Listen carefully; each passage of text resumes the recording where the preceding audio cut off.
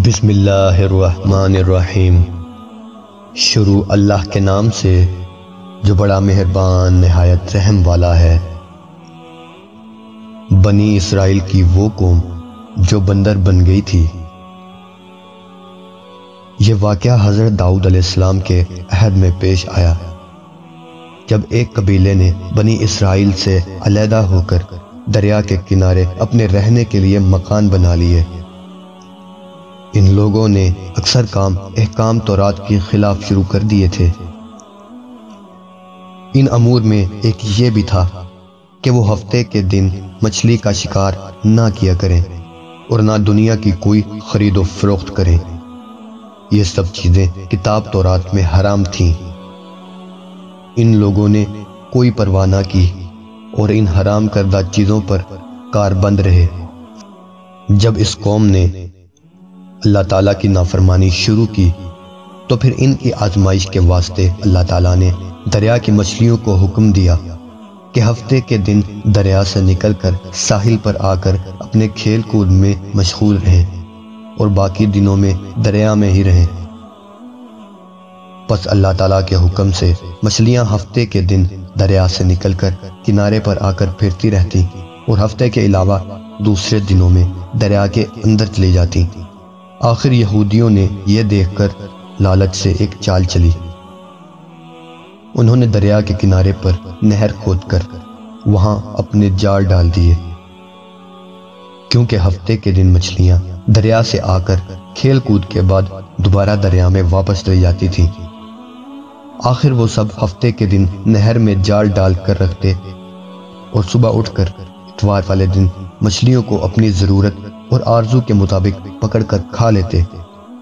انہوں نے اپنی دانست میں چال چلی کہ دریا کے کنارے سے پانی کاٹ لیں کہ مچھلیاں وہاں آ کر رہیں، لیکن ان کی یہ چال بھی کام نہ آئی اور مچھلیاں اتوار سے پہلے وہاں سے نکل کر واپس دریا میں چلی جاتی۔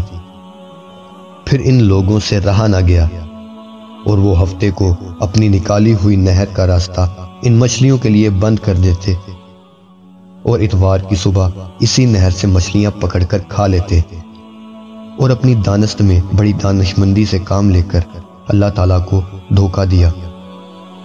لیکن اللہ تو ان کی تمام تدبیروں سے خوب آگاہ تھا کہ وہ جیسا کر رہے تھے وہ اپنے لیے عذاب الہی کو دعوت دے رہے تھے۔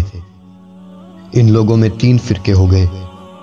ایک تو ان میں وہ تھے جو شکار کرتے تھے اور دوسرے وہ تھے جو باز آ گئے، نافرمانیوں سے برابر منع کرتے رہے تھے، اور تیسرے وہ تھے جو منع کرنے سے تھک گئے تھے اور منع کرنا چھوڑ دیا تھا۔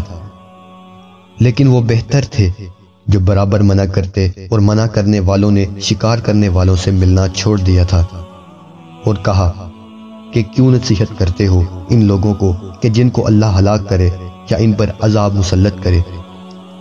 تو وہ لوگ یہ سن کر ان سے بولے کہ تم ہم کو ڈراتے ہو، ہم ہر ایک سے زیادہ طاقتور ہیں، ہمارا کوئی کچھ نہیں بگاڑ سکتا۔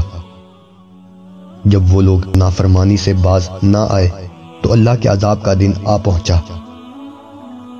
ایک دن صبح کو اٹھے تو دوسروں کی آوازیں سنی تو دیوار پر چڑھ کر دیکھا کہ ہر گھر میں بندر ہی بندر نظر آ رہے ہیں، اور ان کی یہ کیفیت تھی کہ وہ آدمی کو پہچان کر اپنے قرابت والوں کے پاؤں پر اپنا سر رکھتے اور پاؤں چاٹنے لگتے۔ بالآخر وہ اپنے برے حال سے 3 دن میں سب کے سب مر گئے۔ اے مومنو، نافرمانی کے سبب اللہ تعالیٰ کے حکم سے بنی اسرائیل کے چہروں کو مسخ کیا گیا، یعنی ان کی شکلیں بندروں جیسی ہو گئی، اور ہم لوگ چونکہ خاتم النبیین کی امت میں ہیں، اس لیے اس زمانے میں گناہ کے باوجود حضور صلی اللہ علیہ وآلہ وسلم کی دعا کی وجہ سے ہمارے چہرے مسخ نہیں کیے جاتے۔ لیکن یاد رہے کہ قیامت کے دن اس نافرمانی کی سزا ذلت مسخ سے کم نہ ہوگی۔ اللہ پاک ہم سب کو سمجھنے اور نیک اعمال کرنے کی توفیق عطا فرمائے۔